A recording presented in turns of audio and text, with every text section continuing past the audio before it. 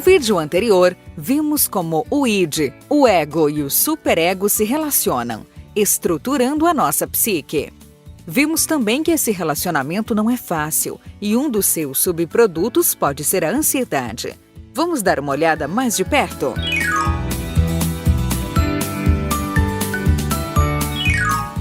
Existe uma tensão, como vimos, entre as pulsões que o id deseja realizar e as limitações impostas pela realidade externa. Afinal, o mundo não existe só para atender aos caprichos do id, então, muitas demandas precisam ter a satisfação adiada por longo tempo ou precisam mesmo ser frustradas. Outras vezes, as pulsões do id, que já foram estudadas nos vídeos anteriores, podem ser canalizadas para objetos diferentes do objeto original. Por exemplo, desejos de agressão podem ser canalizados para o boxe, ou outro tipo de luta corporal na qual a agressividade será expressada dentro de regras coletivamente aceitas. Isso é possível porque as pulsões apresentam características mutáveis, flexíveis, fluidas e podem ser gratificadas de formas alternativas.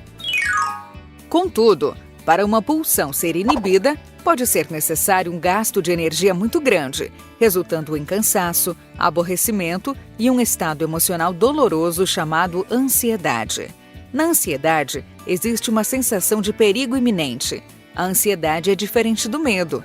Por exemplo, se você está andando tranquilamente e dá de cara com um cachorro enorme e feroz, você sente medo de ser atacado. Isso é medo. Já na ansiedade, você tem a sensação de perigo, mas não há ameaça nenhuma por perto. A ansiedade, para Freud, pode ser resultado de libido contida, ou seja, de pulsões não realizadas, ou pode ser resultado de experiências traumáticas. Por exemplo, uma criança pode ser severamente punida por realizar um ato e, quando chegar à idade adulta, experimentar ansiedade ao se sentir inclinada a realizar um ato semelhante, ainda que a pessoa não se lembre mais da punição. Assim, a ansiedade, na visão de Freud, é resultado do conflito entre as inclinações do id e a ameaça de punição do superego. De forma resumida, o id sente ou deseja algo, o superego reprova e, em consequência, instala-se no ego a desconfortável sensação de medo, como se a punição estivesse prestes a acontecer. Para se livrar desse sentimento doloroso, o ego cria mecanismos de defesa.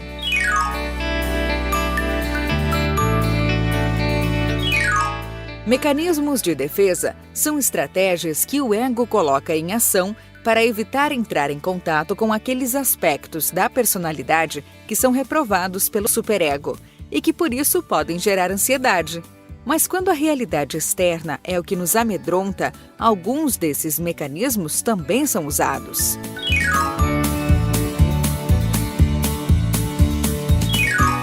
A projeção é um dos mecanismos mais comuns. Ela ocorre quando uma pessoa aponta nos outros as inclinações que existem nela e que o superego considera reprováveis. Por exemplo, uma pessoa invejosa pode acreditar que foi mal atendida em uma loja porque a atendente estava com inveja dela. Em geral, os preconceitos, como o racismo e a homofobia, estão baseados em projeções. Um grupo de pessoas projeta em outro grupo seus próprios impulsos e características inaceitáveis. Pela projeção, as inclinações internas e inaceitáveis são projetadas para fora e vistas como externas.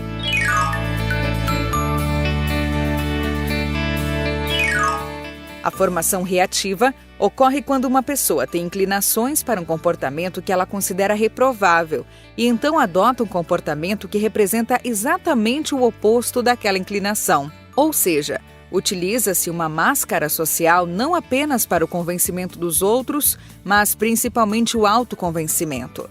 Em geral, a formação reativa só é percebida quando ela falha, ou seja, quando a máscara cai.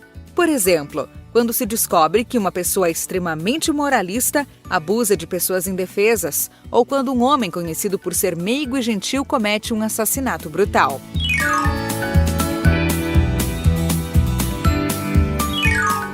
Na racionalização, uma ação inaceitável que foi cometida é reconhecida, mas a intenção por trás da ação não. É o caso do agente público corrupto, que aceita o suborno, mas se justifica dizendo que foi obrigado a aceitá-lo. Ele reconhece o ato corrupto, mas nega a intenção. Dessa forma, o comportamento é interpretado como aceitável ou até inevitável, escapando à desaprovação do superego.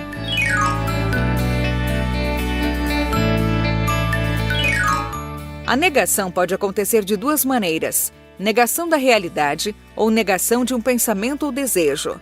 Na negação da realidade, um evento frustrante ou doloroso, como a morte de um ser querido, é negado como forma de se proteger psicologicamente daquela dor. São conhecidos casos de crianças que, após a morte de um bichinho de estimação, continuam enchendo e esvaziando suas vasilhas de comida e água todos os dias. Já na negação de um pensamento ou desejo, a pessoa se recusa a admitir o que sente. Por exemplo, ela pode dizer furiosa que não está com raiva, embora a fúria seja evidente.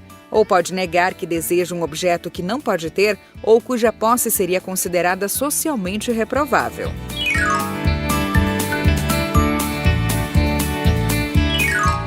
No isolamento, há uma separação entre pensamento e emoção. Assim, o conteúdo emocional de uma lembrança ou de um desejo pode ser separado da lembrança ou do desejo propriamente ditos. Por exemplo, alguém pode experimentar o desejo ou a fantasia de agredir seu próprio irmão sem experimentar o conteúdo emocional perturbador que acompanha esse desejo. O complexo de Madonna prostituta é outro exemplo. É quando homens separam as mulheres em duas categorias: aquelas que devem ser amadas, mas não se pode fazer sexo, e aquelas com que se pode apenas fazer sexo e não se pode amar. Segundo Freud, esses homens sofrem de impotência psíquica, pois são incapazes de manter a excitação sexual em uma relação na qual existe compromisso afetivo.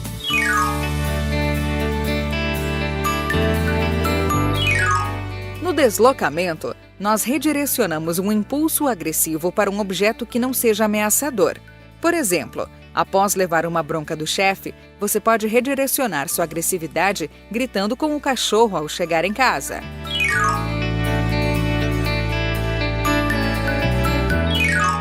Na regressão, nós retrocedemos a um tipo de comportamento mais primitivo como forma de evitar ansiedade. Freud fazia uma analogia entre a regressão e as águas de um rio, que de repente se deparam com um obstáculo difícil de ser transposto.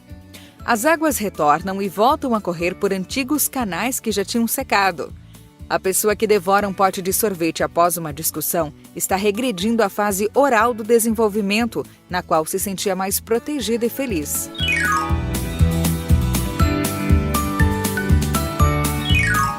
Na sublimação, uma pulsão é canalizada para um objeto diferente do original. Geralmente um objeto considerado culturalmente superior. No filme Frozen, a personagem Elsa canaliza sua agressividade para construir um castelo de gelo em vez de ferir as pessoas. Pela sublimação, em vez de a pulsão ser enfrentada, ela é orientada para finalidades belas e nobres. Alguém que tem pulsões agressivas destrutivas pode sublimá-las, tornando-se um excelente lutador de boxe, um bom açougueiro ou mesmo um médico cirurgião. De acordo com Freud, a essência da civilização está na capacidade de sublimação, ou seja, de canalizar as energias sexuais e as energias destrutivas para finalidades nobres, como a literatura, as artes, a arquitetura, a ciência e todas as demais conquistas civilizatórias. Para Freud, sem a sublimação, ainda estaríamos na Idade da Pedra, gratificando nossas pulsões com sexo e pancadaria.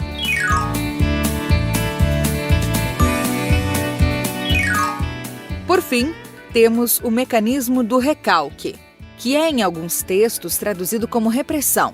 É o mecanismo de defesa fundamental e o mais estudado por Freud. No recalque, o pensamento, sentimento ou desejo inaceitável é simplesmente descartado para o inconsciente, o que requer um gasto de energia permanente para manter o indesejável longe da consciência. Veja o que diz a psicanalista Evelyn Ditzer. Por que será que todas essas coisas que ficam recalcadas no inconsciente como a gente diz em psicanálise, não aparecem todo o tempo para a gente na consciência, porque existe essa instância psíquica, que é uma instância que censura os traços de memória que trouxeram sofrimentos anteriores, para que eles não possam ficar o tempo inteiro convivendo com a gente na nossa vida desperta.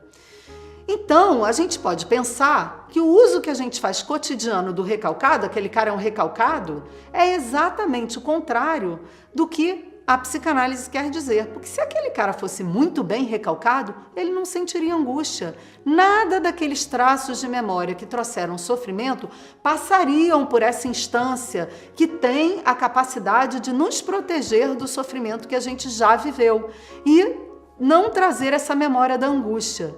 O problema é que o psiquismo funciona o tempo inteiro e o inconsciente fica o tempo inteiro tentando trazer aquelas ideias recalcadas para a consciência.